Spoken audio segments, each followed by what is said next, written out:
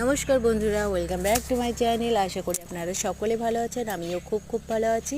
সকল বন্ধুদের আমার তরফ থেকে মকর সংক্রান্তির শুভেচ্ছা রইল।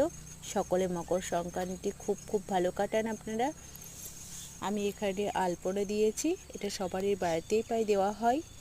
দেখুন বন্ধুরা, আমি সিম্পলের ওপরেই ডিজাইন রেখেছি। আপনাদের কেমন লাগলো অবশ্যই কমেন্ট করে জানাবেন আমাকে। আর আপনারা কে খুব আলপনা দিচ্ছেন সেটাও কমেন্ট করবেন। আর আমি তুলসীর তলায় কিছু আঁকিয়েছি।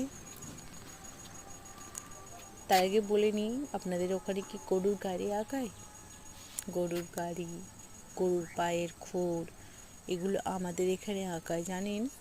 আমি তাই আঁকিয়েছি, তাই ভাবলাম আপনাদের সঙ্গে শেয়ার করি। এই দেখুন এটা। আর আমাদের তুলসী তলায়ও অনেক কিছু আঁকাতে হয়।